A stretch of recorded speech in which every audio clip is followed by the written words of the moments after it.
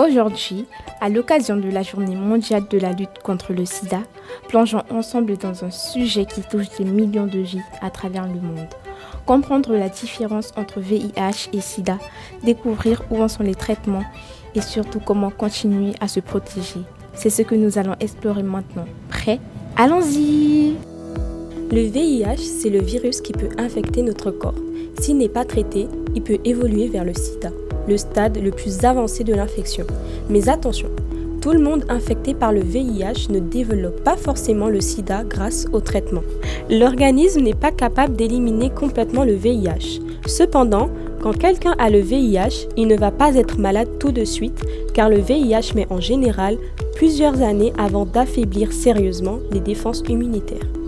Selon un article SIDA Info Service. Le virus affaiblit notre système immunitaire jusqu'à ne plus pouvoir nous défendre contre d'autres maladies. C'est ça le sida. On ne parle de sida que lorsqu'une personne développe une maladie opportuniste, comme par exemple toxoplasmose, pneumocytose, infection à CMV. C'est l'apparition d'une ou de plusieurs de ces maladies qui marquent l'entrée dans une phase sida. Selon un article publié sur le site amélie.fr, le VIH se transmet par voie sexuelle ou sanguine ou encore de la femme enceinte à son enfant. Dans un premier temps, la personne est porteuse du VIH sans être malade. On dit qu'elle est séropositive. Puis, souvent après plusieurs années et en l'absence de traitement, la quantité de lymphocytes CD4 diminue de façon importante. L'organisme n'est plus en mesure de combattre le VIH, l'ensemble du système immunitaire devient défaillant. La personne présente des affections caractéristiques du sida. Depuis le début de l'épidémie dans les années 1980, plus de 80 millions de personnes ont été infectées. Heureusement, grâce au traitement, des millions vivent aujourd'hui avec le VIH sans développer le sida. En France, en 2022, cela représentait déjà 180 000 personnes, selon un article de l'INSERM. On compte aujourd'hui 4 000 personnes vivant avec le VIH en Guyane, dont 10% ignoraient leur statut, selon un article de France Info.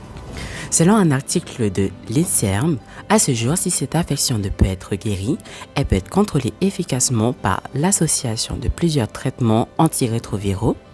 Différentes approches préventives et curatives permettent en outre de réduire les risques de transmission du virus et de diminuer le nombre de nouveaux cas d'affection.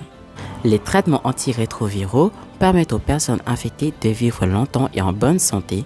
Ces médicaments réduisent aussi la charge virale à des niveaux indétectables en empêchant la transmission. Le 23 février 2022, SIDA Info Service ouvrait ses services d'écoute en Guyane avec le soutien de Santé publique France et celui du ministère des Outre-mer. La ligne est gratuite et accessible par téléphone et WhatsApp au 05 94 24 10 10. Ces services sont disponibles en français, créole haïtien, portugais et espagnol. Ces informations se trouvent sur le site Sexualité Info Santé Guyane. La prévention reste essentielle. Utiliser un préservatif, faire un test régulièrement et connaître son statut. Ensemble, continuons la lutte contre le sida, jour après jour. Une seule lutte, notre avenir. Agissons maintenant pour un monde sans sida. La lutte continue.